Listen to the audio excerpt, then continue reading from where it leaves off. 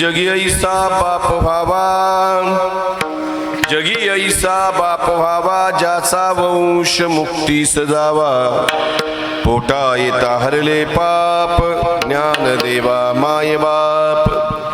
मूळ बाप होता ज्ञानी, मूळ बाप होता ज्ञानी, तरी आम्ही लागलो ध्यानी. पोटा येता हरले पाप, ज्ञानदेवा माय बाप. तुका म्हणे मी पोटीचे बाळ, तुका म्हणे मी पोटीचे बाळ, त्याची पूर्वा ब्रह्मीची आळ. पोटा येता हरले पाप, ज्ञानदेवा माय बाप. पांडुरंगा करो प्रथम नमन, पांडुरंगा करो प्रथम नमन, दुसरे चरण संतांची.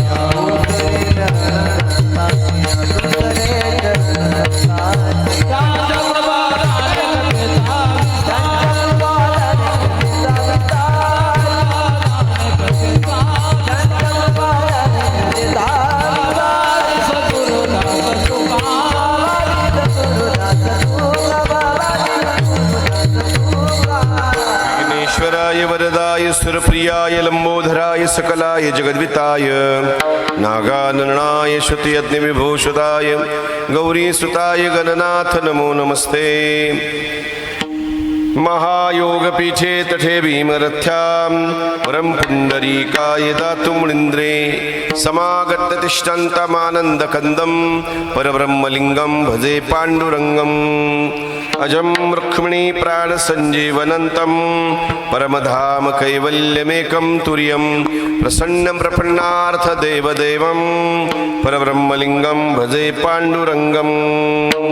प्रथमा नमन करु गणनाथा, प्रथमा नमन करु गणनाथा.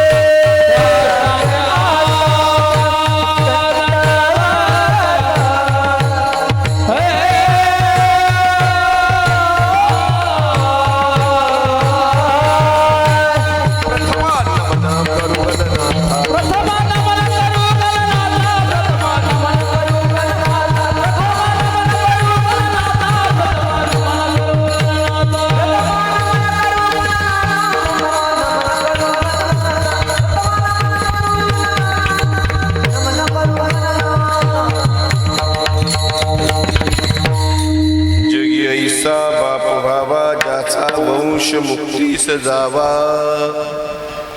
मॉनिटरचा कमी ठेव, बाहेरचा दे मला रिटर्न. प्रस्तुत प्राप्त प्रसंगी कीर्तन रूपी सेवेसाठी निवडलेलं अभंग बिघडलं. महाराष्ट्राचं भूषण, वारकरी संप्रदायाचं आराध्य दैवत,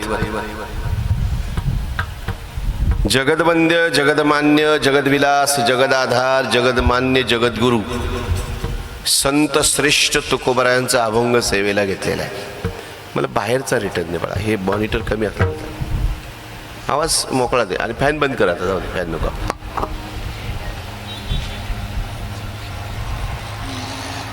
सेवेचं निमित्त, सेवेचं कारण, याच्यात वाढव आवाज. सेवेचं निमित्त, सेवेचं कारण आणि सेवेची वेळ.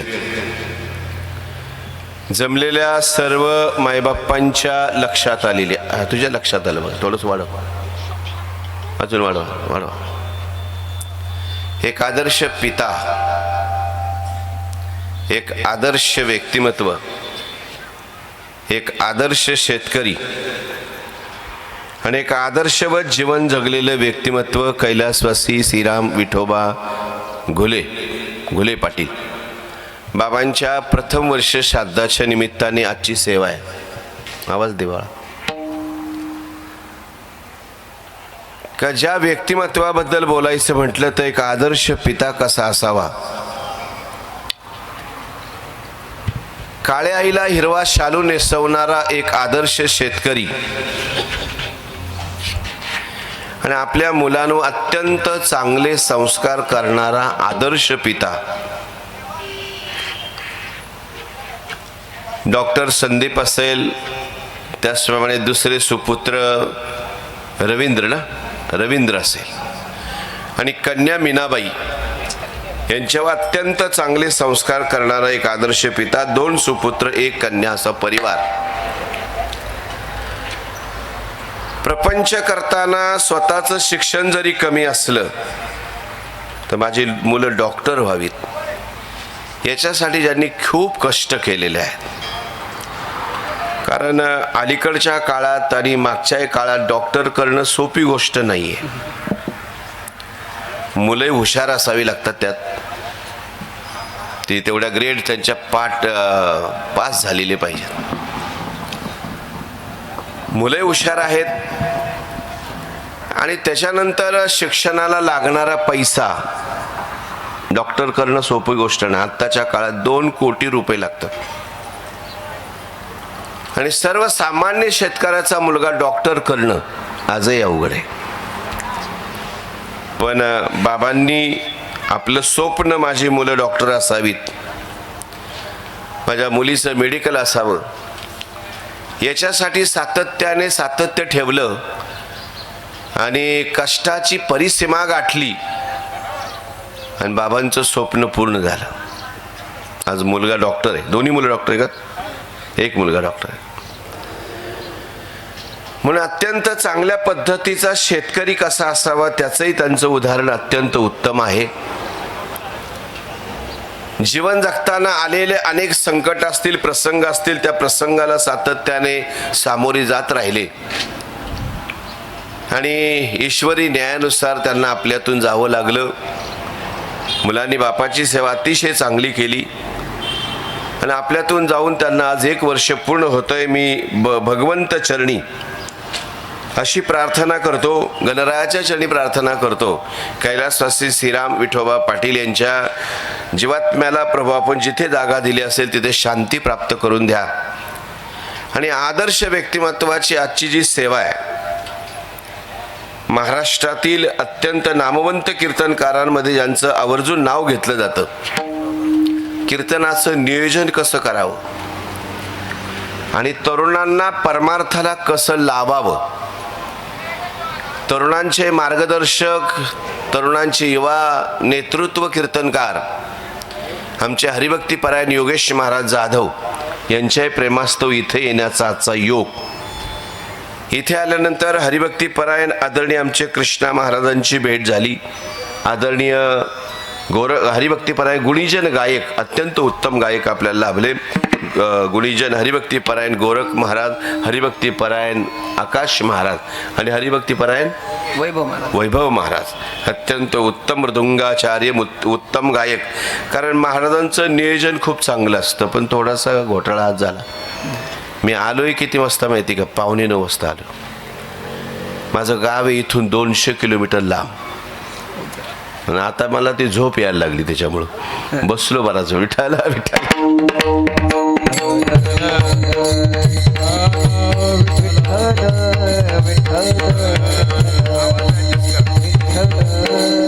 सेवेसाठी तुकोबासाठी निवडलेला अभंग जगद्गुरु तुकोबरायांचा आहे. अभंगातून तुकोबरायांनी आपल्या पुढे बापाची इति कर्तव्य उभी केलेली आहेत. आपला महाराष्ट्रातला जन्म आहे, आपण खूप भाग्यवान आहात. प्रख्यात्रे म्हणायचे महाराष्ट्रात ज्याचा जन्म झालाय त्याचा तुकाराम महाराजांचा अभंग पाठ असावा आणि ज्ञानेश्वरीची एखादी ओवी तरी पाठ असावी. जो महाराष्ट्रात जन्माला आलाय त्याचा तुकाराम महाराजांचा आणि ज्ञानोबरायांची ज्ञानेश्वरी पाठ असेल, त्याच मराठ्याने स्वाभिमानाने म्हणावं मी मराठा आहे. पण महाराष्ट्रात जन्माला येऊन तुमची एक ओवी पाठ नाही, एक अभंग पाठ नाही, तुम्ही काय कमवलं? कमवलेली संपत्ती आता श्रीमंतीला महत्व राहिलेलं नाही. पूर्वी श्रीमंतीला महत्व होतं. 1972च्या अगोदर मुंबईहून येणारा माणूस हलवा घेऊन यायचा, मला लहानपणी आठवतं. तो हलव्याचं फार नवल असायचं. लोक तो हलवा दार लावून खायची, नाही का, कुणी आलं तर द्यावा लागेल. आता तोच हलवा रस्त्याने हलवीत जर आणलं तरी कोणी पाहत नाही. गावात सायकलवाला श्रीमंत होता, त्याच्यानंतर टू व्हीलरवाला फटफटी ज्याच्या आहे तो श्रीमंत मानायचा. आणि फोर व्हीलर एखादी गाडी गावात आली तर फार श्रीमंत माणूस आपल्या गावात आला याची चर्चा सुरू व्हायची. पण आता कालच संकष्टी चतुर्थी होती. आमच्याकडे आमच्या इथल्या एका मोठ्या व्यापाऱ्याने आता ती कोणती 2 कोटीची गाडी घेतली. तिचं मला नावही सांगता येईना, फार मोठी गाडी. ती कसं वळण घेईल काय माहिती. आता टर्न घ्यायला किती अवघड असेल अशी लांब लचक मोठी गाडी, तिचं नाव मला आठवेन आता. आणि तिची आमच्या मंदिरापुढे पूजा सुरू केली आणि त्यांनी मला फोन केला, महाराज आपण गाडी घेतली, तुमच्या हाताने नारळ फोडायचा या. योगाने मी सकाळी घरी होतो, नारळ फोडायला गेलो, तिथं ते गाडीची पूजा सुरू झाली. तो मालक, त्याची बायको आणि मी, आम्ही तिघेच. त्या मालकाला असं वाटायचं एवढी 2 कोटीची मी गाडी घेतली म्हणल्यानंतर गर्दी होईल बघायला. पूजा झाली तरी कोणी पाहिलं नाही. तो बऱ्याच वेळा असं बाहेरचा आजूबाजूला किती लोक जमलीत गाडी बघायला, कोणीच आलं नाही. 2 कोटीची गाडी घेऊन सुद्धा कोणी तिच्याकडे बघायला तयार नाही. याचा अर्थ कळला का? श्रीमंतीला महत्व नाही राहिलं. आता तुमच्या श्रीमंत विचारांना महत्व आहे. विठ्ठल विठ्ठल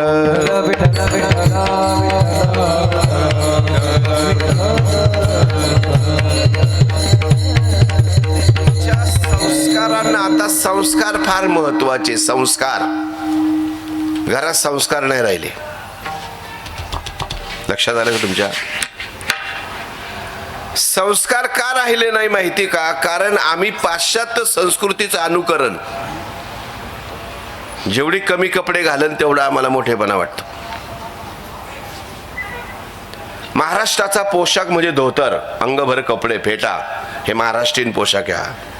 हा वारकरी संप्रदायाने जतन करून ठेवला. हा पोशाख वारकरी संप्रदायाने हा पोशाख जर जतन केला नसता तर आज धोतर नामशेष झालं असतं, फेटा बांधता आला नसतं. आजही बांधता येत नाही तुम्हाला. 150 वर्ष इंग्रजांनी आमच्यावर राज्य केलं, पण एकही इंग्रज धोतर घातलं नाही, त्याने घालूनही पाहिलं नाही, शिकलाय नाही. 150 वर्ष इंग्रज आमच्यात राहिले पण मराठी बोलले नाहीत. तुम्हाला आमची इंग्रजी यावी अपेक्षा ठेवली आणि इंग्रजी शाळा सुरू केल्या. 150 वर्ष इंग्रज आमच्यात राहिले, आपला पेढा त्यांच्या देशात विकसित केला नाही, त्यांचा केक आम्हाला देऊन गेले. आपला पोशाख त्यांनी त्यांच्या देशात तिकडे परिधान केला नाही आणि तिथे फॅशन म्हणून घातला नाही आणि तिकडे प्रसिद्धीला आणला नाही. पण आपण त्यांची पॅन्ट शर्ट, टी शर्ट, त्याच्यानंतर बरमुडा, हे सगळं त्यांचं आपण अनुकरण. केक म्हणजे स्लो पॉइझन आहे आणि पेढा म्हणजे तुमच्या आरोग्याला योग्य आणि उत्तम असा पदार्थ आहे. विठ्ठल विठ्ठल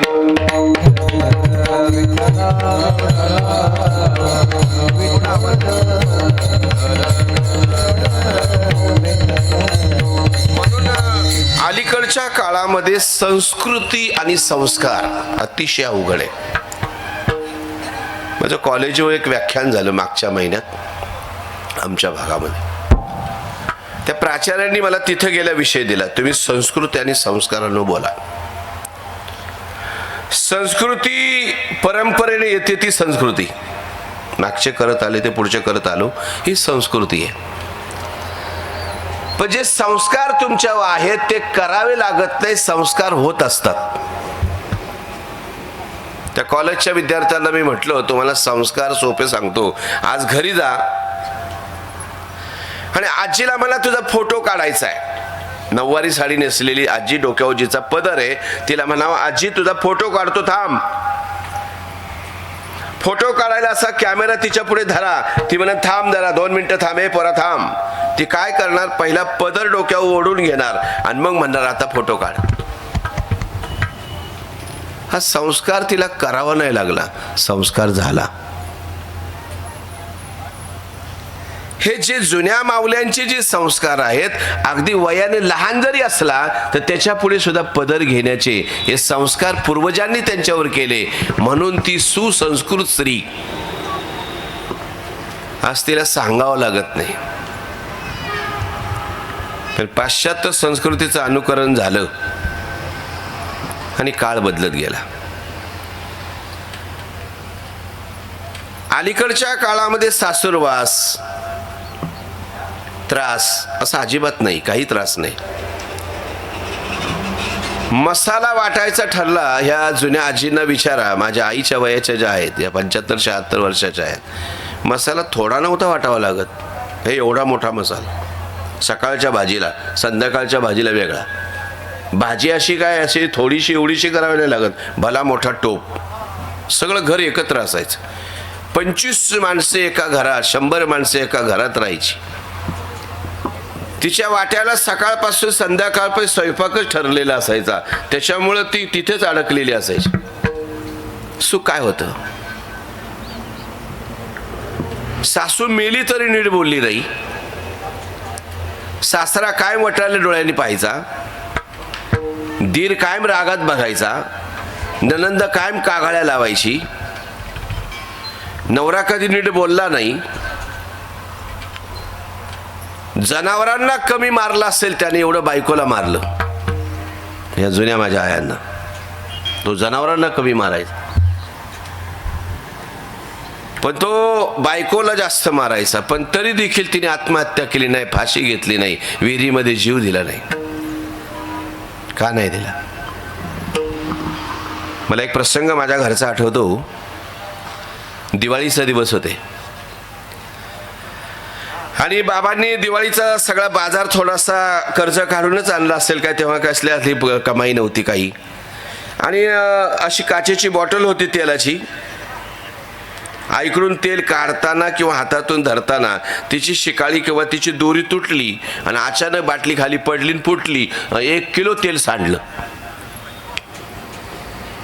आमच्या वडिलांनी तशीच सणसणीत कानाखाली दिली आईच्या. आणि तेवढंच नाही, अशी कमरेत लाद घातली. 1 किलो तेल सांडवलं, शिव्या दिल्या 4-5. आईला इतकं वाईट लागलं, रडायला लागली आई. ती म्हणली मला नाही राहायचं, मी नाही राहणार, तुम्ही मला मारलं ना, मी आजपासून तुमच्या इथं नाही राहायचं. काही घेतलं नाही, आई तशीच माहेरी निघाली. आणि आम्ही सगळे लहान लहान पोरं, मी 3री-4थीला असेल, आईच्या पाठीमागं रडत रडत आमची बहिणीनं आम्ही निघालो. आई पुढे, आईच्या मागं आम्ही.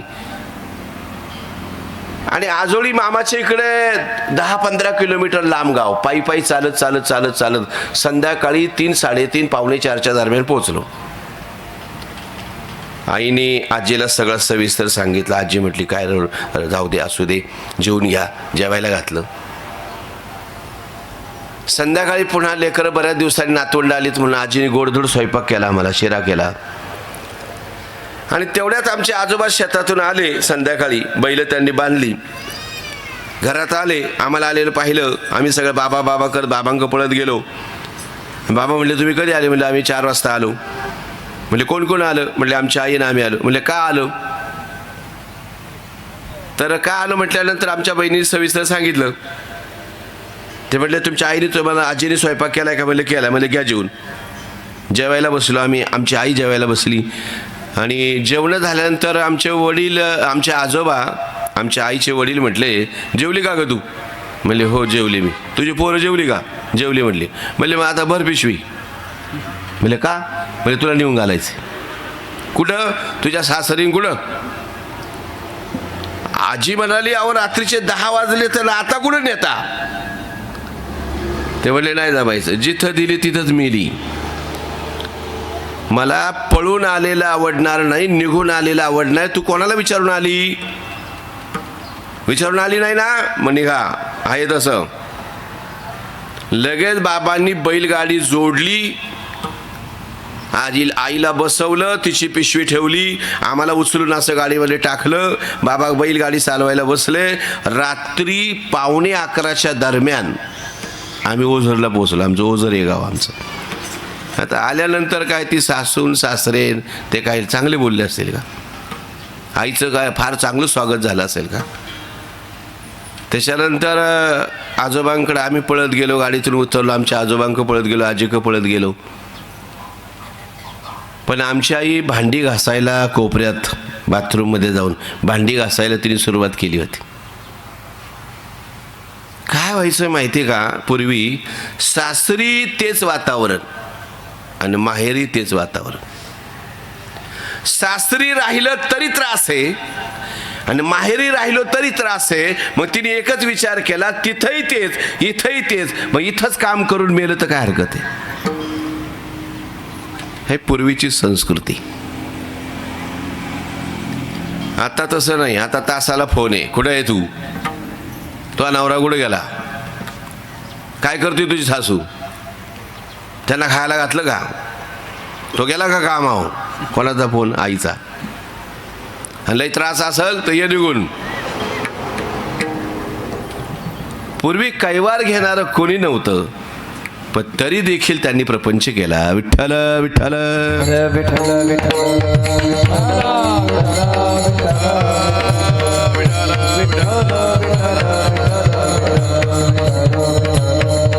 संस्कार जे आहेत ना, हे संस्कार करावे लागले नाही, संस्कार होत असतात.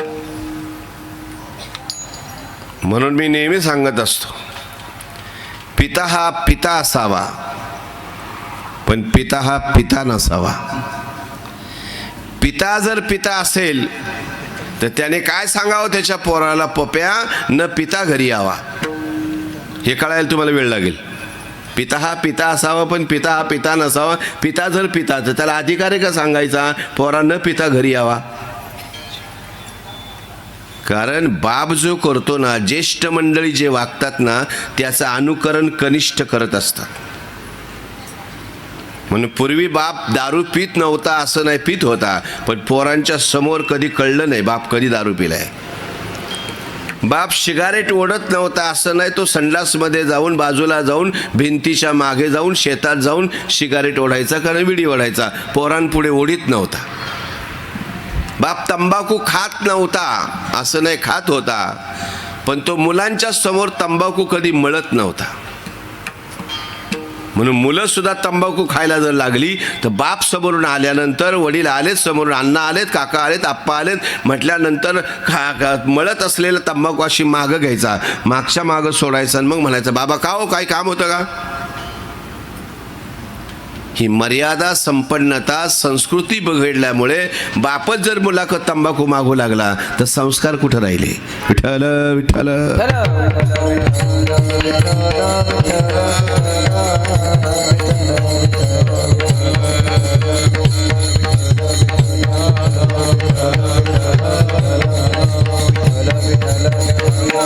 जगामध्ये सर्वात मोठी जी 2 दैवत आहे, ते पहिलं दैवत आहे आई आणि दुसरं दैवत आहे तो बाप आहे. वैदिक प्रार्थनेमध्ये पहिला नमस्कार आईला आहे आणि दुसरा नमस्कार हा बापाला आहे. मातृ पितृ देवो भव. पहिल्या नमस्काराला आई का येते? कारण आई ही देवापेक्षा श्रेष्ठ असते. कारण देवापेक्षा श्रेष्ठ का मी म्हणतोय असं नाही. आमचे नाथ बाबा म्हणतात विश्वाचा जनिता, विश्वाचा जनिता, विश्वाचा जनिता, विश्वाचा जनिता. म्हणे स्वदेशी माता, म्हणे स्वदेशी माता, म्हणे स्वदेशी माता, म्हणे स्वदेशी माता, म्हणे स्वदेशी माता, म्हणे स्वदेशी माता. विश्वाचा जनिता, म्हणे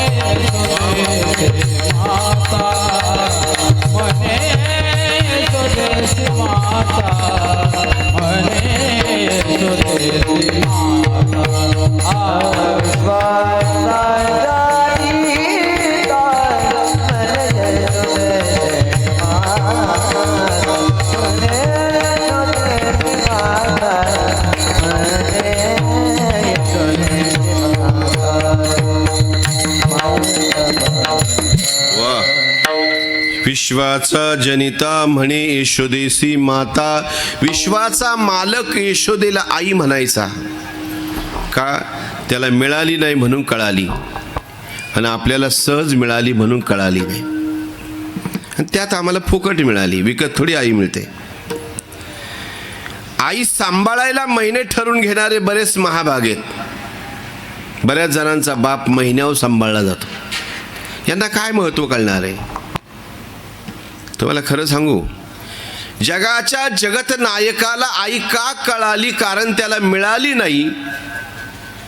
बऱ्याच गोष्टी अशा असतात फुकट मिळतात म्हणून त्याची किंमत कळत नाही. चष्म्याची किंमत कळते कारण पैसे मोजावे लागतात. डोळ्याची किंमत का कळाली नाही? कारण तो फुकट मिळाला. 10,000 किलोमीटर गाडी फिरून आल्यानंतर लगेच गॅरेजला उभी करतो का? तर ऑइल पाणी वेळेवर बदललेलं चांगलं राहतं, इंजिन खराब होत नाही. पण ह्या गाडीचं कधी काळजी घेतली का? ही आता 50 वर्षाची, ही माझी गाडी 50 वर्षाची झाली. या 50 वर्षात कधी गॅरेजला उभी केली? तिचं टायर बदलले, तिला काय लागते पाहिलं, काय आवश्यकता आहे त्याचं कळलं. कारण जे फुकट मिळालं त्याच्यामुळं किंमत कळाली नाही. तसे आई वडील आम्हाला फुकट मिळाले, त्याला काय मोजावं लागले. पण वैदिक प्रार्थनेत पहिला नमस्कार आईला दिला, कारण आई ही देवापेक्षाही श्रेष्ठ आहे, कारण त्याला ती मिळाली नाही. मी आज तुमच्याकडे येताना सकाळी 3:30 वाजता उठलोय. रात्री आलोय मी 12 वाजता कीर्तनाहून.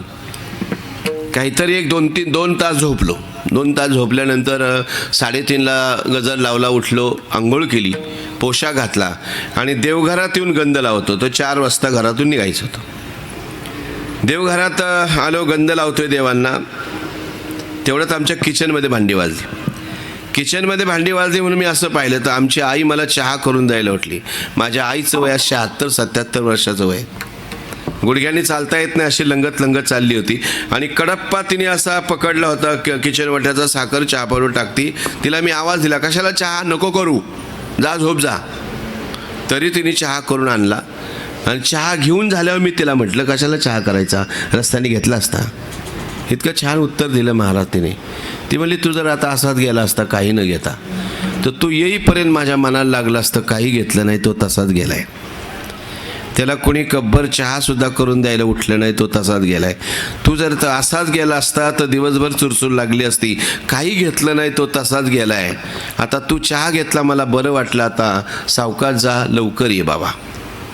रिकामी कब्बशी होऊन ती किचनमध्ये गेली आणि मी आईकडे पाहत राहिलो. माझ्या मनात आलं, आई चहा करून द्यायला का उठली? ज्यांच्यासाठी रात्रंदिवस पळतोय ते झोपलेत आणि आई चहा करून द्यायला उठली का? आई चहा करून द्यायला का उठली? ज्यांच्यासाठी पळतोय त्यांनी उठलं पाहिजे. ती बायको, ती मुलं, त्यांना माहिती नाही हे गाव कुठे आहे, पिंपळगाव बसवून पासून किती लांब आहे. पिंपळगाव बसवून ऐकून येत, पण विचारायला उठले नाही तुम्ही किती वाजता परत येणार आहे. पण आई मात्र उठली होती का?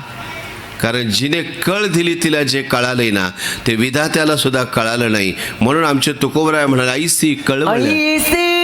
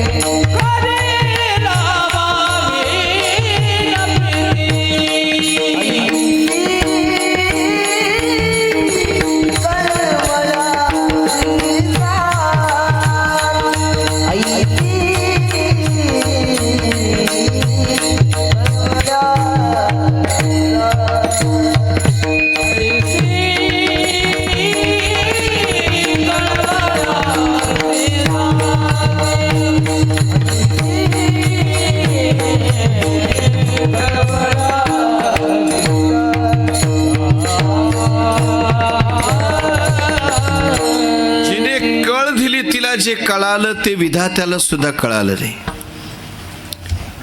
ज्या नेत्यासाठी सगळा महाराष्ट्र अगदी आक्रोश केला, आदरणीय अजित पवारजी साहेब अचानक अपघातामध्ये आपल्यातून गेले. महाराष्ट्रातला प्रत्येकाच्या घरामध्ये असं वाटलं आपल्या घरातला एक माणूस गेलाय. ही बातमी बारामतीला पोहोचली, काही क्षणात पोहोचली. आणि दादांचे आई TV पाहत होते. बातमीत कळालं अजितच्या विमानाचा अपघात झालाय. आणि तेवढ्यात लाईट गेली आणि थोडासा तिला काहीतरी जाणवलं, काहीतरी घडलंय. तर तिथं असलेला, बाहेर असलेला त्या शिपायाला त्याने विचारलं, अरे काय अजितच्या विमानाचा ॲक्सिडेंट झालाय, काय कळलं का? ते म्हणले हो कळालंय, सगळ्यांना बातम्या कळाल्या होत्या, पण तो म्हणला कळालंय आई. मग तो कसा आहे, अजितला कसं आहे, त्याचं कसं काय? तर त्या शिपायाने सांगितलं काय नाही आई, फक्त हाताला खरचटलंय, नाही तर दादा चांगले आहेत, दादांना नाही काही झालं. ती म्हणली तू खोटं बोलतोय, दादाला विमानाचा ॲक्सिडेंट झाला, नुसता हाताला खरचटणार नाही, ती काय बारीक गाडी नाही. तुम्ही माझ्याशी खोटं बोलताय, मला खरं सांगा दादाला काय झाले? ते म्हटले आई चांगलं आहे. तेवढ्या 4-5 माणसं भरभर गोळा झाली. तेवढ्यात ते म्हटले काय नाही आई, फक्त दादांना लागले आणि हॉस्पिटलमध्ये नेले, ॲडमिट केलंय, ऑक्सिजन लावलाय, तसं काय नाही, व्यवस्थित आहे, काही घाबरण्यासारखं नाही, फक्त त्यांचा BP वाढलाय, काही नाही, व्यवस्थित आहेत, दादा चांगले आहेत. मग ते म्हटले दादा चांगले आहेत ना, मग मला हॉस्पिटलला घेऊन चाल, मला त्याला बघू दे. एकदा माझ्या नजरेतून माझा अजित पाहिला का मला बरं वाटेल, फक्त मला दाखवा, माझा अजित दाखवा. महाराष्ट्र कळवळला. त्या आईची अवस्था काय झाली असेल? हे प्रेम कळायला आई व्हावं लागतं. हे देवाला नाही कळालं. देव स्वार्थी आहे. देव सज्जनांवर प्रेम करतो, पण वाया गेलेल्याला जवळ करण्याचं काम एकच व्यक्ती करते, त्या व्यक्तीचं नाव आहे आई. तुमची वाट कधी लागते याची वाट बघणारे पुष्कळ आहेत, पण वाया गेलेलं पोरगा आणि वाया गेलेली पोर कधी योग्य वाटेव येते याची वाट आईनच बघावी. तुमची वाट बघणारे सुद्धा आहेत. बायको वाट बघेल स्वार्थ आहे, सोयरे वाट बघतील स्वार्थ आहे, गाव वाट बघेल स्वार्थ आहे, मित्र वाट बघतील स्वार्थ आहे. जिच्या वाट बघण्यामध्ये काहीच स्वार्थ नाही, ती फक्त आई असते. म्हणून या जगामध्ये आई ज्या दिवशी आपल्यातून जाते ना, त्या दिवशी माझं आजच्या या कीर्तनातलं वाक्य घरी न्या. ज्या दिवशी आपल्या जीवनातून आई आणि बाप नावाचं व्यक्तिमत्व जातं ना, तिथून पुढे समजून घ्या वाट बघणारे संपले. वाट बघणारे मिळतील, पण त्या वाट बघणाऱ्यांमध्ये स्वार्थ आहे. पण निस्वार्थपणाने माझं पोरग जसा गेलाय तसा सुखरूप यावा याची वाट बघावी. त्याने आल्यानंतर माझ्या हातामध्ये पैसा द्यावा, आल्यानंतर त्याने मला पगार द्यावा, आल्यानंतर त्याच्याकडून मला भलं मोठा असा जोड पैशांचा मिळणार आहे याची वाट बघते ती आई नाही. धनेन कांता, कांता प्रेम करते धनेव, धनाशिवाय तुमच्यावर बायको प्रेम नाही करत. ज्या दिवशी तुम्ही समजून घ्या घरामध्ये बायकोला पैसा द्यायला ज्या दिवशी तुम्ही कमी पडलात, त्या दिवसापासून तुम्हाला आपटून वाढायला सुरुवात केली. लक्षात ठेवा, आपटून वाढायला लागली का समजून घ्यायचं घरात पैसा कमी पडायला लागला. बायकोला कमी पडलं तर आपटून वाढते, पण कमी जरी वाढलं, आपटून जरी आईला वाढलं तरी म्हण रे पोरा सावकाश जा, रे पोरा सावकाश जा, बाहेर निघालायस ना सावकाश झालं. आणि जरी तिला सकाळी तुम्ही जेवण वाढता, धर घ्या, धर आई घे, लागली मरायला घे खाऊन, असं जरी तुम्ही म्हणले, संध्याकाळी तुम्हाला यायला उशीर झाला, 10 वाजले, 11 वाजले, 12 वाजले, तरी तुम्ही घरी आला नाहीत, तर तेवढ्यात ती म्हातारी म्हणते अजून आला नाही का ग तो, कुठं गेलाय, अजून नाही दिसत, कुठं गेलाय. काय स्वार्थ आहे? ह्याच्याकरता घरात आई लागते. विठ्ठल विठ्ठल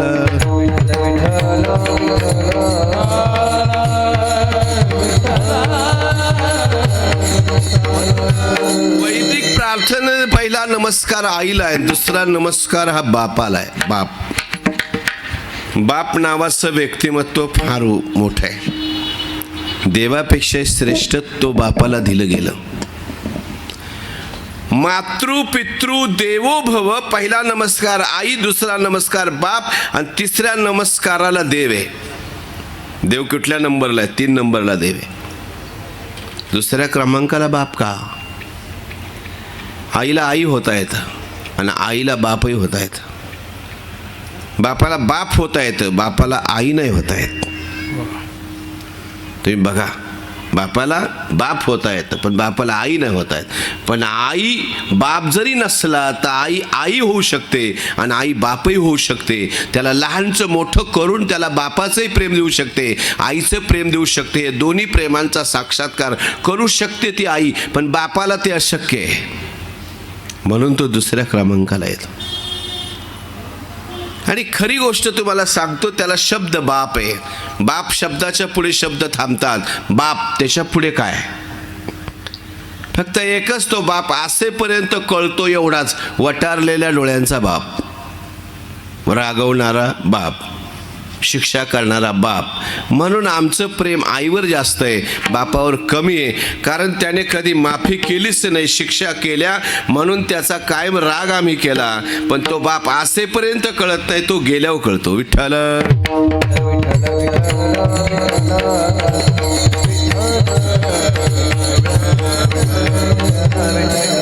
इतिहासातला एक असा प्रसंग आहे. शंभू राजांना पकडण्यासाठी औरंगजेब महाराष्ट्रामध्ये आला. शंभूराजे मिळेनात, त्याने मुकरब खानाची व्यवस्था लावली संभाजी महाराजांना पकडण्यासाठी. संगमेश्वरापर्यंत अगदी कोल्हापूरपर्यंत तो आला. संभाजी महाराज त्याला मिळेनात, संभाजी महाराज हाती लागेनात. तुमचा रामशेष किल्ला इथपर्यंत लढाया झाल्या, इथं सुद्धा रामशेष किल्ला जिंकता आला नाही औरंगजेबाला. शेवटी गोव्यापर्यंत लढाया झाल्या, गोव्यात सुद्धा संभाजी महाराजांनी औरंगजेबाला जिंकू दिलं नाही. पुढे मुकरब खानाला संभाजी महाराज पकडण्याचा त्याने विडा उचलला. संभाजी महाराजांना पकडण्यासाठी तो महाराष्ट्रामध्ये आला. संगमेश्वर कोल्हापूरपर्यंत पोहोचला. संभाजी महाराज मिळेनात, नाराज झाला आणि परत निघाला. पण तिथे आपला माणूस एक फितूर झाला आणि संभाजी महाराजांची जागा दाखवली. सरदेसांच्या वाड्यात संभाजी सूत्र सुरू झाली. संभाजी महाराज पकडले गेले. पकडताना लांबून शंभूराजाच्या अंगावर दोर फेकण्यात आले. मारका बैल जसा पकडावा तसे शंभूराजे पकडले गेले आणि पकडलेला शंभूराजा काही तासांच्या आत औरंगजेबाच्या पुढे हजर करण्यात आला. शंभूराजांना औरंगजेबाच्या समोर जेव्हा हजर केलं, साखळदंडाने बांधलेले शंभूराजे, कवी कलश पकडला गेला, त्याला सोडवण्यासाठी शंभू मागे फिरला म्हणून शंभूराजे पकडले गेले. कवी कलश आणि शंभूराजे औरंगजेबाच्या समोर साखळदंडाने बांधलेले आहेत. औरंगजेब उंच आसनावर बसलेला आहे. म्हातारा औरंगजेब, पिकलेली दाढी, त्याने एक वेळा अशी आपली स्वतःची दाढी कुरवाळली. संभाजी महाराजांकडे त्याने नखशिकांत पाहिलं. 17 ऑगस्ट 1666 हे पोरगा आग्र्याहून सुटलं. तेव्हा 9 वर्षाचं होतं. आता हे 32 वर्षाचं आहे. धिप्पाड छातीचा, उंच भार प्रदेश असलेला, सरळ नाशिका, करारी नजर त्याची पाहिली. आणि तो बाल शंभूराजा आणि हा युवक शंभूराजा पाहतात औरंगजेबाच्या मनात आलं, या पोरासारखं माझं जर एखादं पोरगा असतं तर आपण जगावर राज्य मिळवलं असतं. काय पोरग आहे. संभाजी महाराजांना बघण्याचा त्याला मोह झाला, जवळून बघण्याचा मोह झाला. औरंगजेबाने सिंहासन कधी सोडलं नव्हतं. सिंहासन उतरून कोणाच्या जवळ तो गेला नव्हता. पण शंभूराजांना पाहण्यासाठी त्याने सुवर्णमंडित सिंहासनावरून उतरला, खाली आला, शंभूराजांच्या जवळ आला आणि शंभूच्या कमरेला औरंगजेबाने दोन्ही बाजूने असा स्पर्श केला. जसा औरंगजेबाचा स्पर्श झाला, शंभूराजाने रागाने जोराने मानेला असा हिसका दिला तर मोठे केस पाठीवर लोळणारे, घामाने भिजलेले त्याचे तुषार कवी कलशाच्या चेहऱ्यावर पडले. कवी कलशाची खाली असलेली मान त्याने वर केली. तेव्हा कवी कलशाच्या लक्षात आलं, शंभूराजांच्या डोळ्यांच्या कडा ओल्या झाल्यात आणि शंभूराजांच्या गालावर 2 अश्रुधारा ओघळले, जमिनीवर पडले. तेव्हा तो कवी कलश म्हणतो, युवराज हा प्रोर आहे, रडतायत, घाबरलात, औरंगजेबाला घाबरलात युवराज. वयाच्या 14 वर्षी 6 ग्रंथ लिहिणारे युवराज, वयाच्या 17 वर्षी वाघ फाडणारा माझा मित्र, वाघाच्या जबड्यात घालून हात मोजती दात जात मराठ्यांना दाखवणारा युवराज रडतो. वयाच्या 28व्या वर्षी 105 लढाया जिंकणारा आमचे युवराज रडतात, घाबरतात मृत्यूला. घाबरलात युवराज. संभाजी महाराजांना मान हलवली नाही. मग असू क्यों, डोळ्यात पाणी का?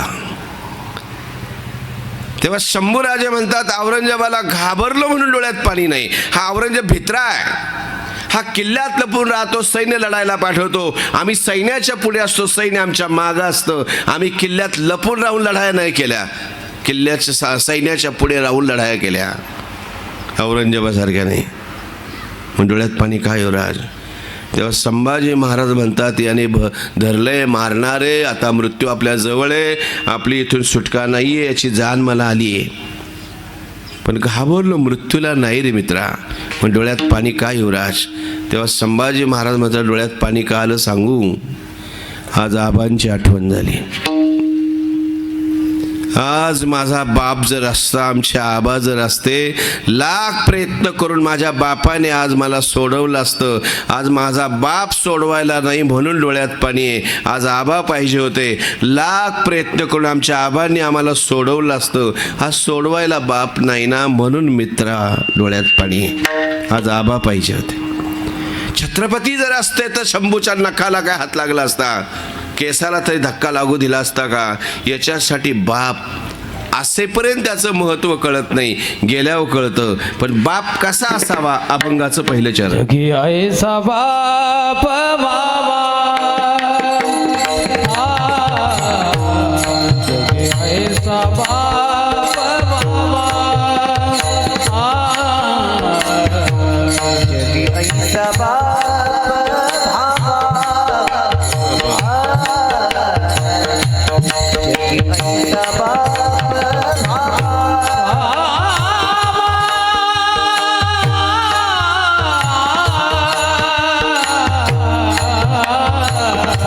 जगी ऐसा बाप बाबा, जगी ऐसा बाप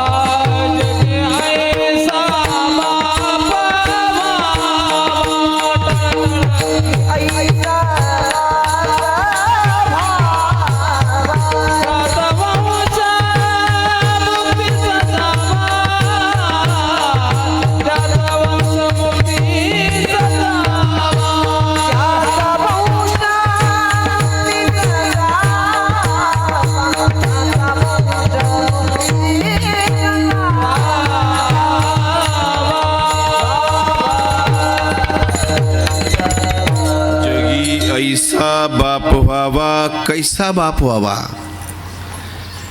बापाचं इति कर्तव्य सांभाळत असताना धृतराष्ट्रासारखा बाप होण्यापेक्षा शहाजीराजांसारखा बाप व्हावा.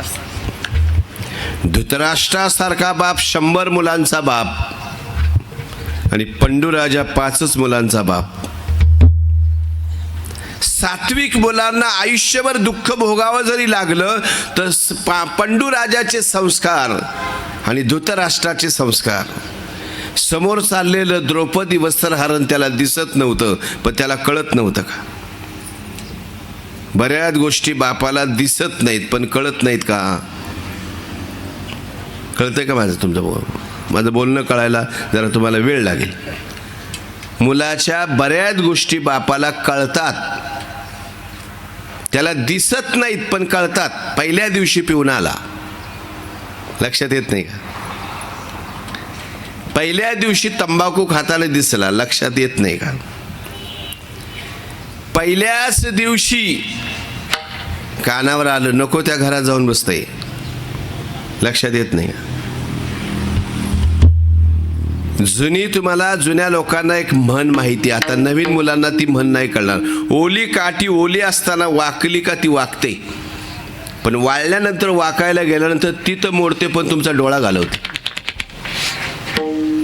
आहे तिथं दाबलं ना का पुढचे आघात होण्याचे थांबतात. मी एकाला म्हटलं, तुमचं पोरगं एवढं वाईट वागतं, एवढं दारू पितंय, तुमच्या लक्षात नाही आलं का पहिल्यांदा? ते म्हटले, महाराज पहिल्याच दिवशी पिऊन आला तेव्हाच लक्षात आलं, पण मी असा विचार केला, जर याला काही बोलावं आणि याने काही जीवाचं केलं, मग याला जर मी काही बोललो आणि याने काही जीवाचं केलं तर आत्ताची पोरं कशीच महाराज, त्याच्यामुळे बोललो नाही महाराज. तुमच्या प्रारब्धात जर पुत्र शोक लिहिला असेल तर तुमचं किती पुण्य असू द्या, ते तुम्हाला वाट्यानं येणार, ते तुम्हाला भोगावंच लागणार. कृष्ण आणि अर्जुनाची एवढी मैत्री असताना अर्जुनाचा मुलगा अभिमन्यू वाचवता आला का? द्रौपदीची 5 मुलं वाचवता आली का? कृष्ण अर्जुनाची मैत्री आहे. ज्याच्या ताब्यामध्ये काळ असा अनंत कोट ब्रह्मांड नायक त्याची चाकरी करत होता. अर्जुनाची घोडी धुतली अनंत संकटे बहुत निवारिली. सारथ्य पण करत होता, त्याची गाडी चालवत होता, त्याचे मनन तसं ऐकत होता. मग अभिमन्यू का नाही वाचवला? बरं, अभिमन्यू जाऊ द्या, देवाचे जन्माला येण्याच्या अगोदर कृष्णाचे 5 भाऊ गेले, ते कृष्णाला वाचवता आले नाही, तर तुम्ही काय घेऊन बसला? तुमच्या प्रारब्धात जर पुत्र शोक लिहिला असेल, तुमचं किती पुण्य असू द्या, ते घडणार. याचं उदाहरण माझे अगदी जिवंत उदाहरण सांगतो. माझे सद्गुरू बाबा महाराज सातारकर, बाबांकडे मी 3 वर्ष होतो.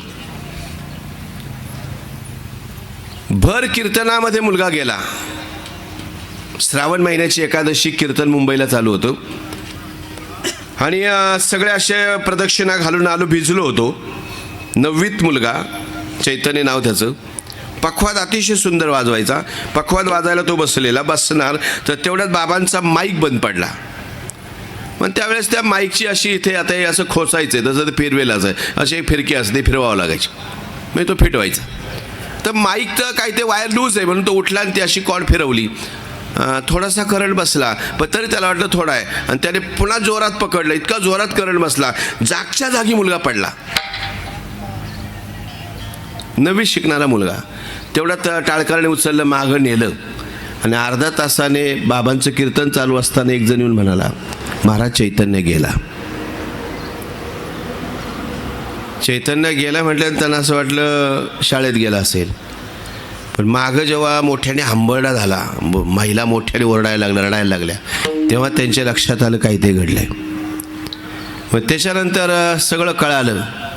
तरी महाराजांनी विठोबा रखुमाई भजन घेतलं, ज्ञानेश्वर माऊली भजन घेतलं, त्याच्यानंतर जय विठ्ठल केलं, ज्ञानदेव तुकाराम भजन घेतलं आणि कीर्तन थांबवलं. मागं गेले तर सगळे रडत होते, आंबडा पुडत होते. तोपर्यंत पोलीस विलीस सगळे जमले होते. सगळे अगदी भिंतीला डोकं आपटून कोण रडतंय, कोण कसं अगदी आंबडा पुढे रडतात.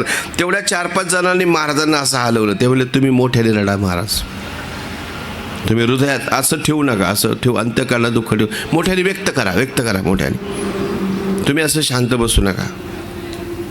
काय बापाची डेअरिंग असते मित्र. अशा प्रसंगाला मी पाहिला. बाप सगळं घर रडतंय, पोरं रडतात, चाळकर रडतात, मोठ्याने आंबडा फुल रडतात. त्यांनी असं 2दा पोरागं पाहिलं, बायकोकं पाहिलं, बहिणीकडं पाहिलं. आणि एक जण म्हटलं, तुम्ही असं मनात ठेवू नका, मोठ्या रडा. ते म्हटले, मला काय कळत नाही का काय झाले, तुम्ही कशाला सांगावं लागतं काय झालं, मला सगळं कळत आहे. आता मी जर रडलो तर घरातला अजून एखादं जाईल. मी रडलो तर अजून एखादं घरातलं जाईन. मला डोळ्यात पाणी आलं नाही असं नाही आलंय, पण मी आवरलंय का? माझ्या रडण्याने मी जर ते व्यक्त केलं तर आज एक मुलगा गेलाय, अजून एक घरातलं जायला नको म्हणून मला रडता येत नाही. अशा प्रसंगाला बापाला रडता नाही येत. त्यांच्या डोळ्यात पाणी आम्ही कधी पाहिलं माहिती का? कार्तिकेला वाळवंटात कीर्तन असतं, मठावर नसतं. तिथं मंडप लावला, स्टेज केलं. स्टेजवर महाराज आले, विणा घेतला. विण्याची खुंटी स्वरात विणा लावण्यासाठी अशी खुंटी पिळतायत. तेवढ्यात तारा छेडल्या, स्वरात विणा लागला. एकदा टाळकऱ्यांकडे पाहिलं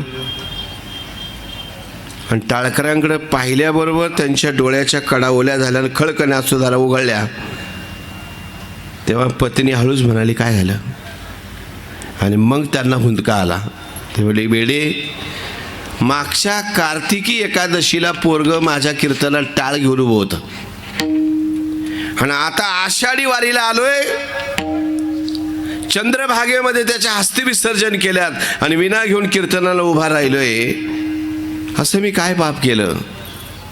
आईच्या पोटात असताना एक वारी नाही, चैत्री वारी, माघ वारी, आषाढी वारी, कार्तिकी वारी, पौष वारी, कुठली वारी माझी आजपर्यंत चुकली नाही.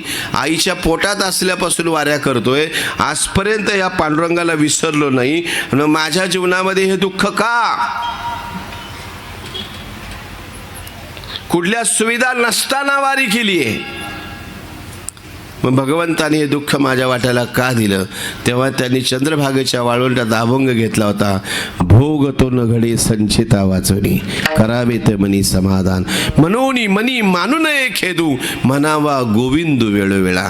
तुमच्या प्रारब्धात जर पुत्र शोक लिहिलाच असेल, तुमचं किती पुण्य असू द्या, ते किती जरी असलं तर प्रारब्धात आहे ते घडणारच.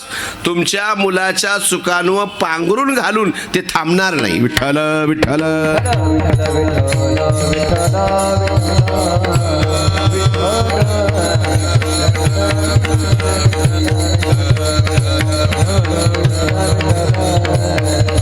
एक घडलेला प्रसंग सांगतो. गेल्या वर्षीच घडला. आमच्या घराच्या शेजारी मार्च महिना झाला आणि मुलांच्या 12वीच्या परीक्षा संपल्या. 12वीच्या परीक्षा झाला, निवांत होता तो पोरगा. आता निवांत होता, आता काय निकाल लागेल त्याच्यावर ॲडमिशन कुठं ऑनलाईन पाहीन म्हणला, करेल. आणि मग तिथून पुढे काय व्यसनी फॅशन अलीकडच्या काळामध्ये. ज्याला व्यसन नाही त्याला लोक गावंढळ म्हणतात. ज्याच्या गळ्यात तुळशीची माळ, जो डोक्याला गंध लावतो, जो धोतर घालतो, जो वारी करतो, जो कीर्तनामध्ये टाळ घेऊन उभा राहतो, तो गावंढळ. गावामध्ये पिऊन अर्ध्याला चड्डा घालून धिंगाणा घालतो, तो सुशिक्षित. तुम्ही बघा ना, गळ्यात माळ घाला, तुमची टीका सुरू होणार. तुम्ही प्यायला सुरुवात करा, तुम्हाला गाडी घरी न्यायला येणार नाही का. तुला काय खर्च करायचा? आम्ही आहे ना खर्च करा. गाडीत बसायला तुला काय जाते? असे म्हणणारे किती आहेत. म्हणून व्यसनी फॅशन आहे, भ्रष्टाचार हा शिष्टाचार आहे. तसं ते पोरग मित्रांच्या नादाने वरातीला गेलं, वरातीहून येताना पिऊन आलं. 12वी सुटलेला मुलगा पिलीला. घरात शिरणार, बापानं त्याने बेल वाजवली, दरवाजा उघडला बापाने आणि घरात शिरताना त्याला पाहिलं तर हा पिलीला आहे, वासाला तोंडाचा. सणसणीत बापाने कानाखाली टेकवली. मला नालाय का पिऊन आला, थांबायचं नाही माझ्या घरात, निघ. त्याने त्या रागात पिशवी भरली आणि ते पोरग गेलं निघून. 4 दिवस आलं नाही महाराज. आता बापाला हे प्रेम हे व्यक्त करता येत नाही. आई रडून मोकळी झाली. शेजारच्या आया बाया तिला समजून सांगायला आल्या. तिने 4 दिवस काही खाल्लं नाही आईने, पोरग नाही म्हणून. आणि 4थ्या दिवशी दारात एक वैदीन आली होती. ती वैदीन म्हणत होती, माय वाढ वाढ, माय शिळा पाका असेल वाढ. ती बाहेर आली आणि त्या वैदिनीला म्हणाली, तुझ्या पुढच्या घरी काही केलंच नाही मी. अगं बोलली शिळा असेल. अगं बोलली 4 दिवस गॅस पेटवला नाही, तुला काय देऊ, जा पुढे जा. ती म्हणली मावशे तू कधी मला नाही म्हणत नाही, आज नाही म्हणते ग. अगं ती म्हणली माझ्या घरात घडलंय असं, तर तुला काय देऊ? तेव्हा ती म्हणाली काय घडलंय? मग तिने सांगितलं असं असं घडलंय. मग ती वैदीन तिला म्हणाली पोटाला कशाला मारती आणि जाण्याला कशाला उपवाशी ठेवती? येईल पोरग 2 दिवसात येईल, कशाला काळजी करती? येईल पोरग. ती आई त्या वैदिनीला म्हणत होती जर तुझा शब्द खरा झाला पोरग येईल, या 2 दिवसात येईल. अगं आजच येईल म्हटली, कशाला काळजी करती? ती म्हणली तुझा शब्द जर खरा झाला ना आणि माझं पोरग जर आज आलं, उद्या परवा जर आली, तर शेळी भाकर नको देऊ माझ्याकडून. तुला 30 किलो बाजरीचा कट्टा देईन अख्खा भरलेला, त्यातलं काही काढून घेणार नाही. पण येईन का ग? म्हणली येईन, नको काळजी करू. तुझी पाठीभर तुला दाणं घाल, येईल का ग? येईन म्हटली. ती वैदिनी गेली निघून. काय त्या वैदिनीच्या शब्दाला भगवंताने साथ दिली. रात्री 2:30 वाजता घराची कडी वाजली. जशी घराची कडी वाजली तशी आईने दार उघडलं. पाहती तर काय मुलगा. पाहिल्याबरोबर तिने काय विचारलं असतं, कुठून आला, काय करीत होता, कुठं चाललाय, काय करणार आहे, हे नाही विचारत बसली. तेवढ्या रात्रीचं तिने पहिलं विचारलं जेवलास? तो म्हणला नाही आई. मग चल घरात. तो म्हणला नाही आई, पप्पानी पाहिलं तर तुलाही मारतील आणि मलाही मारतील, मी घरात नाही, पण मला लय भूक लागली, काही ते खायला दे ना. ती घाईघाई किचनमध्ये पळत गेली. नवऱ्यासाठी 4 वाजता स्वयंपाक केला होता. त्याच्यातले 2 चपात्या घेतल्या, 1 चपाती अशी ठेवली, त्याच्यावर शेंगदाण्याची मिरची टाकली, त्याच्यावर पुन्हा चपाती ठेवली, अशी गोल वळकुटी केली. दरवाजात आली, त्याला देणार तर तेवढ्यात बापाने त्याच्या रूममधून आवाज दिला, काय रे, कशाला दार उघडले एवढं रात्रीचं? काय करते दारात? कशाला दार उघडलंय? आणि तेवढ्यात त्या बापाने रूम सोडली, त्या दरवाजाकडे येऊ लागला. तिला वाटलं बापाने पाहिलं तर या पोराला मारील. तिने अर्ध दार बंद केलं, तिथून चपाती द्यायला लागली. त्या पोराला वाटलं बापाने पाहिलं तर मला मारील, तो पळून गेला. आईला वाटलं त्याने चपाती पकडली असेल, तिने सोडली चपाती आणि पटकन दरवाजाशी कडी लावली. तोपर्यंत बाप तिच्या मागे येऊन उभा होता. तर तो म्हटला कशाला दार उघडलं एवढं रात्रीचं? ते म्हणले काय नाही अहो, सहज उघडलं. त्या बापाला संशय आला, त्याने अशी कडी काढली, दरवाजा उघडला तर चपात्या एका बाजूला चपाती पडली आहे, एका बाजूला शेंगदाण्याची मिरची पडली आहे, पुन्हा एका बाजूला 1 चपाती पडली आहे. बापाने परत कडी लावली, तिला विचारलं काय करत होती? म्हणजे काय नाही. बाहेर तू आत्ता चपाती टाकली का? तिच्या लक्षात आलं, त्याने नाही घेतली, जमिनीवरच पडली, ओट्यावरच पडली. ती म्हणली हो चपाती टाकली. म्हणले का एवढ्या रात्रीची चपाती का टाकली? म्हणजे काय नाही, आपल्या कुत्र्याला खायला टाकलेलं होतं, 4 दिवस तुम्हालाही काही मलाही काही नाही आणि त्यालाही काही नाही, म्हणून माझ्या आत्ता लक्षात आलं त्याला खायला टाकावा, म्हणून त्याला चपाती टाकली. त्या बाप हसला, असे हात जोडले तिला. म्हणलं तुझ्यासारखी सात्विक स्त्री मी महाराष्ट्रात पहिली पाहिली का जी कुत्र्याला चपाती घालताना शेंगदाण्याच्या मिरची सहित घालते. मग मी घरी नसल्यावर कुत्र्याला लोणचं आणि पापड देत असेल नाही का? काय हे कुत्र्याला कोणी शेंगदाण्याची मिरची घालतं का? तो आलता ना, तो आलता का? त्या माऊलीने अशी मान खाली घातली, त्याच्या डोळ्यातून अश्रुधारा गळू लागल्या. तेवढ्यात त्याच्या लक्षात आलं तो आलाय. आणि मग त्याने तिच्या खांद्यावर हात ठेवत म्हटला, आईची माया आहे तुझी, तुझं चुकीचं नाही, पण बापालाही तू निष्ठूर समजू नको. अगं कडी वाजली तेव्हा तुला कळालं तो आलाय, दार उघडल्यावर तुला कळालं तो आला, पण कडी वाजली तेव्हाच मी माझ्या रूममध्ये ओळखलं तोच आलाय. ती म्हणली कशावरनं? एवढ्या रात्रीच्या आपल्या घराची कडी कोण वाजवणार आहे? त्याच्याशिवाय कोण असणार आहे? आणि आता तो कडी वाजवायला का आलाय ते विचार.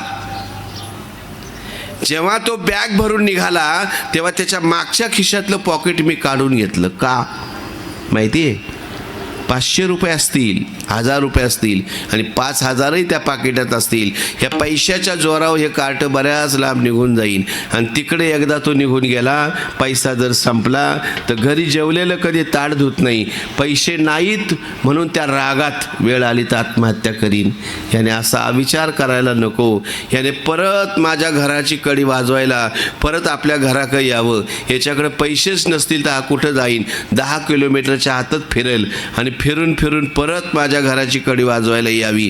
त्याने माझ्या घराची कडी वाजवायला परत यावं म्हणून त्याच्या खिशातलं मी पॉकेट काढून घेतलं, कारण मी त्याचा बाप आहे. कळला बाप तुम्हाला? आणि आम्ही म्हणतो तू काय केलं आमच्यासाठी, तुला काय करता आलं बाप, काय करता आलं तुला. काही शहाणे बापाला विचारतात तुला काय करता आलं. सांगतो ऐका, एकाचं उदाहरण आहे. विठ्ठल विठ्ठल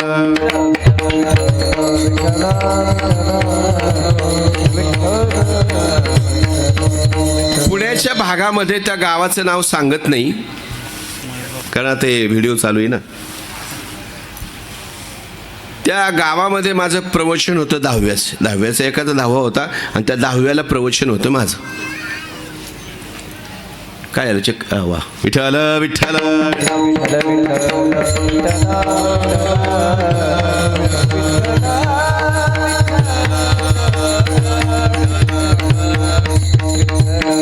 आमच्या वारकरी संप्रदायाचं युवा नेतृत्व, युवा कीर्तनकार आदरणीय योगेश महाराज जाधव यांचं आगमन झालेलं आहे. महाराजांच्या प्रेमास्तव तुम्हा माईबाप्पांचं दर्शन इथे आल्यानंतर 1 नंबर दिंडी सोहळा कसा असावा. कारण दिंडी गावातून निघून जाते, पुढे गेल्यानंतर गाव त्या दिंडीला शिव्या घालतं. काय घालतं, कारण केळीच्या साली किंवा ते ग्लास पत्रवळी ते उष्ट असं गावात टाकून दिलं जातं.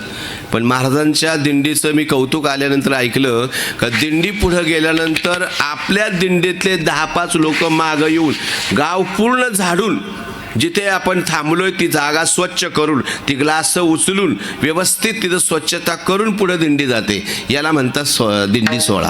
विठ्ठल विठ्ठल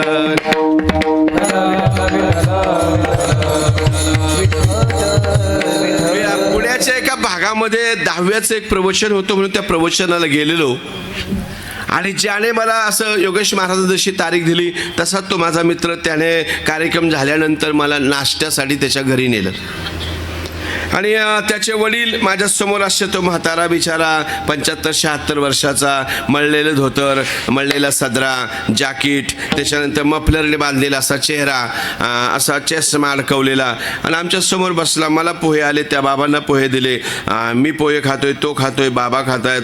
नंतर त्या मुलाला पोहे आले, तो खाऊ लागला. त्याच्यानंतर पोहे खाऊन झाले, चहा घ्यायला लागलो, चहा झाला आणि चहा झाल्यावर तो मुलगा म्हणायला लागला, महाराज 2 एकर जमीन आमची, हे आमच्या बाबांनी 2 एकर जमीन आहे आपल्याला, पण त्याच्यातले फक्त 20 गुंठे गुंतवलेत, त्याच्यात बिल्डिंग उभी केली आणि ती बिल्डिंग बिल्डरला दिली करायला. त्याला 60-40चा व्यवहार झाला. 60 फ्लॅट त्याला गेले बिल्डरला, 40 फ्लॅट मला आले. आता 40 फ्लॅटचं भाडं महिन्याला मला 4 लाख रुपये येते. 40 फ्लॅटचं भाडं किती येते मला? 4 लाख रुपये भाडं येते महाराज. किती गुंतवली जमीन? फक्त 20 गुंठे गुंतवली, अजून जमीन शिल्लक आहे. 20 गुंठे गुंतवले, 60 गुंठे शिल्लक आहेत. पण डोकं कसं चालवलंय पाहिलं मी. 20 गुंठे गुंतवली, 40 नाही का, बिल्डरला 60 फ्लॅट गेलेत, आपल्याला 40 फ्लॅट आलेत. पण आता या 40 फ्लॅटमध्ये आमचं घर, आता कुटुंब अतिशय सुखात. आता जवळजवळ 1.5 कोटीची मी गाडी घेतली लोन, त्याचा हप्ता जातो एक 70-80 हजार रुपये हप्ता जातो, काही वाटत नाही मला. पण इतका सुखात आहे ना, 4 लाख रुपये तर 3 लाख रुपये सहज, 3 लाखात आमचं घर अतिशय उरतो पैसा, इतका पैसा झाला, काही कमी नाही. आता असं डोकं चालवावं लागतं. हे आमचं म्हातारं, याला काय करता आलं. काय म्हटलं तो बापाच्या समोर, हे आमचं म्हातार, याला काय करता आलं. 2 एकर जमीन, या जमिनीत माती, इतकी माती खाली आयुष्याची, याची काम करता करता याला काय कमावता आलं. महाराज यांना अशी डोकी चालवता आली. हे म्हातार आयुष्य गेलं, 75 वर्ष गेले, मातीत काम केलं, माती झाली आयुष्याची. पण यांना असं डोकं चालवता नाही आलं, आपण डोकं चालवलं. मला ते बाबा माझ्याकडे पाहतात, मी त्यांच्याकडे पाहतोय, मला तो शब्द लागून गेला, याला काय करता आलं आमच्या म्हातारला. म्हटलं आता माझ्याकडून काय मला राहावे ना. म्हटलं काय होईल, हा परत आपल्याला बोलवायचा नाही, याच्या पलीकडे राहावी. पण मला त्या बाबांचं दुःख नाही सहन झालं. म्हटलं बाबा तुम्हाला खरंच काही करता नाही आलं. ह्या पोराने जे केलंय, 20 गुंठे गुंतवलेत, पण 60 फ्लॅट बिल्डरला दिले, 40 फ्लॅट याला राहिले, त्याच्यात त्याने आनंद मानलाय. समाधानी पोरग आहे आणि पोरग चांगलं आहे. 20 गुंठे गुंतवलेत, पण 20 गुंठ्यात बघा 4 लाख रुपये महिना येतोय. असं डोकं चालवावं लागतं. तुम्हाला काय करता आले. याने केलंय तसं तुम्हाला करताच आलं नाही. 72च्या दुष्काळात तुम्हाला या जमिनीला गिऱ्हाईकच पाहता नाही आलं. 72च्या दुष्काळात तुम्ही उपवाशी राहिले भाजीला कधी तेल घातलं नाही, फाटकी कपडे घालून आयुष्य घालवलं. तुम्हाला काय करता आलंय? 72च्या दुष्काळात सावकार नव्हते. 72-74च्या काळात ही जमीन विकली असती तर त्या काळात तुम्ही 4 चाकी गाडीत फिरले असते. तुम्हाला काही करताच आलं नाही बाबा, जे यांनी केलंय. काय करता आलं आमच्या म्हाताऱ्याला? अरे यांना तुम्ही म्हातारे म्हणता ना. आजचा जो चांगला काळ दिसतोय ना तुम्हाला, एका काळामध्ये रताळाचा पाला शिजून यांनी खाल्ला. एक टाइमच जेवले. अरे कोणी जवळ केलं नाही, पण कधीच अंगावर कपडा फाटका घातला, थिगळं लावून घातला. पण त्या आहे त्या जमिनीला गिराईक पाहिलं नाही. म्हणून आत्ता तरुणांचे दिवस चांगले आहेत. म्हणून कोणी बापाला म्हणू नये तुला काय करता आलं. आणि आता जर पोरांना वाटत असेल बापाने तुला काय करता आलं, तुझ्यात लईच हिंमत असेल, ते गुंठा विकत घेऊन दाखव हायवेच्या कडेला. तुझ्यात लई हिंमत असेल, ताकद असेल ना, एक फक्त बापाने जेवढी जमीन ठेवली ना त्याच्यातली फक्त 1 एकर घेऊन दाखव. आणि मग म्हणता येईल तू काहीतरी केलंय. तुलाही मुलं आहेत, तुझी मुलं तुला विचारतील तुला काय करता आलं. म्हणून बाप, म्हणून महाराज म्हणतात अभंगाचं दुसरं चरण. पोटा येता भरले पाप. पोटा येता भरले पाप.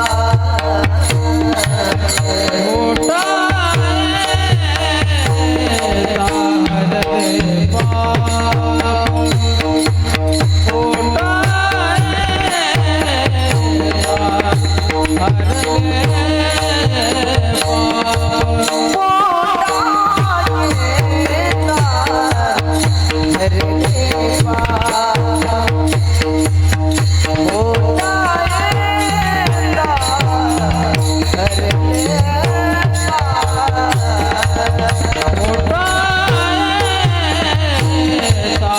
तारले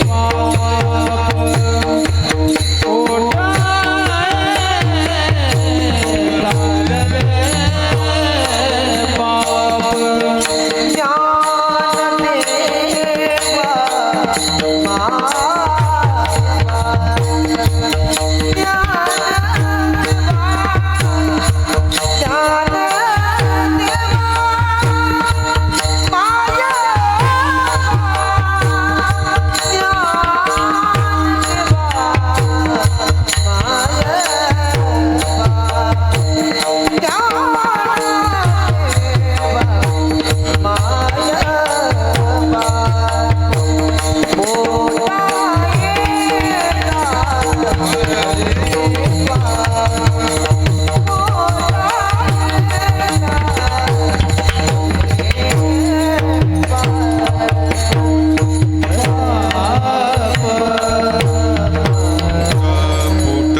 मोठा हरले पाप ज्ञानदेवा मायबाप. जाता जाता सांगून जातो, 5 मिनिटात कीर्तन आटोपतो. वेळ पुष्कळ झालाय. बाप समजला, आम्हा पुरुषांना लवकर नाही समजला, तो गेल्यावर समजला. पण या मावल्यांना बाप मात्र लवकर समजला. माझ्या जुन्या आयांनी प्रपंच जो केला तो नवऱ्यासाठी नाही केला, पोरांसाठी नाही केला. त्यांचं एकच वाक्य, महाराज नाही नवऱ्याचं सुख मिळालं, नाही आत्ताचं पोरांच्या काळात सुख मिळत, काही सुखात नाही महाराज. प्रपंच जो मी केला फक्त माझ्या बापाच्या नावासाठी केला. माझ्या बापाला कुणी असं बोट करू नये याची पोर निघून आली, याच्या पोरीने असं केलं. महाराज मी प्रपंच जो केला ना तो केवळ बापाला कुणी नाव ठेवू नये आणि माझ्या बापाला कमीपणा मिळू नये, माझ्या बापाचं नाव मोठं राहावं याच्यासाठी प्रपंच करणाऱ्या माझ्या या जुन्या माझ्या बहिणी आणि आया. पण आता माझ्या मुलीच्या ज्या वयाच्या मुली आहेत त्यांना बापाच्या नावाचं काही घेणं नाही. तिला बापाच्या नावाचं जर घेणं असतं तर ती रुमाल बांधून कोणत्याही कार्ट्याच्या मागे फिरली नसती. तिला आपल्या कुळाचं आणि आपल्या घराचं नाव खराब व्हावं याची जाण असती तर कॉलेजच्या नावाखाली तिने सॅक मागं टाकून त्या कार्ट्या मागं हिंडली नसती. तिला बापाने शिकवावं इतकं शिकवलं, इतकं शिकवलं. बापाचं मुलीवर किती प्रेम असतं. मला 2 मुली आहेत मित्रांनो. आज त्यांचं ग्रॅज्युएशन पूर्ण होत आले. पण मुलीने फोन केला, पप्पा मला 100 रुपये पाहिजे, मी 200 पाठवतो.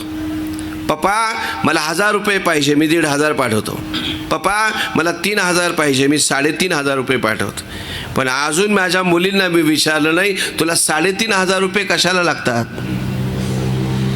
बाप मुलाला विचारतो, मुलाने जर पैसे मागितले 500 मागितले तर विचारतो, कालच दिल ते ना, आज कशाला पाहिजे.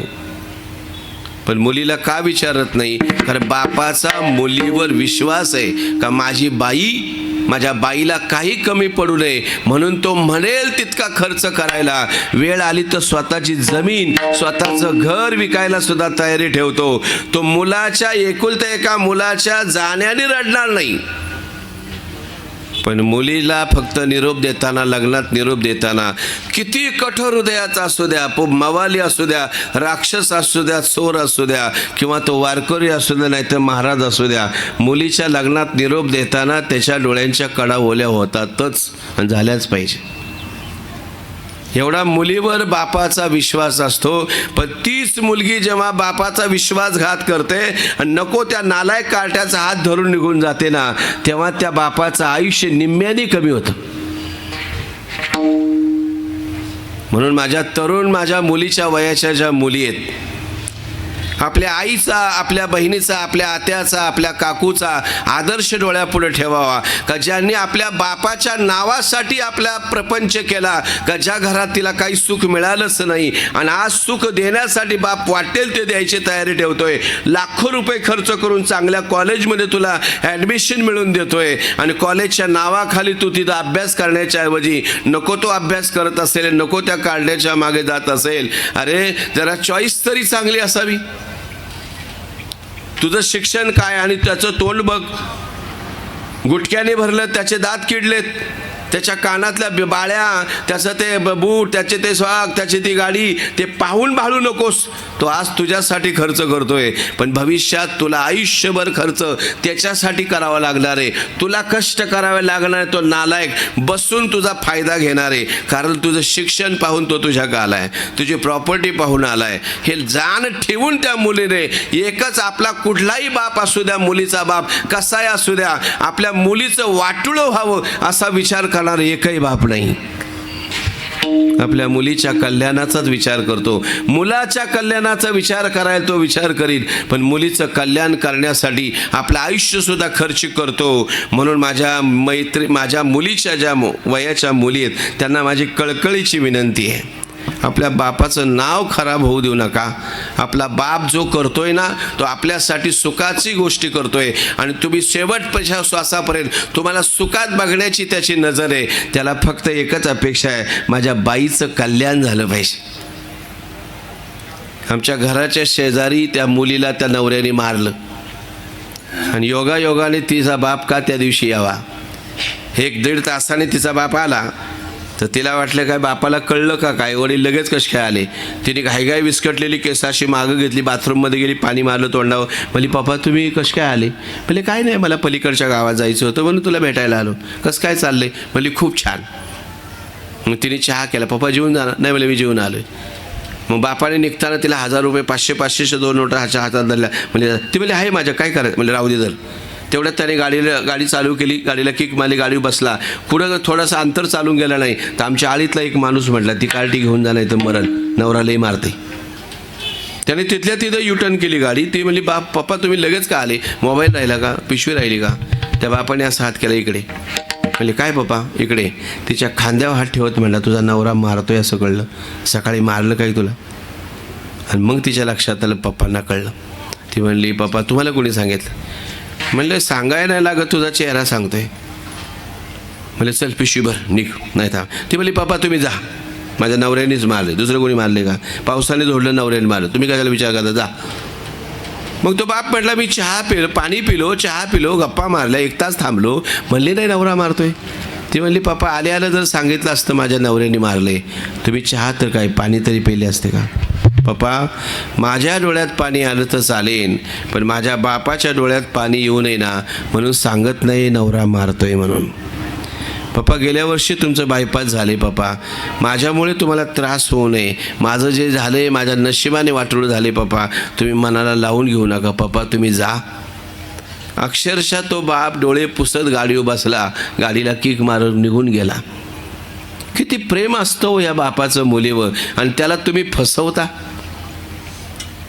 त्याचा विश्वासघात करता.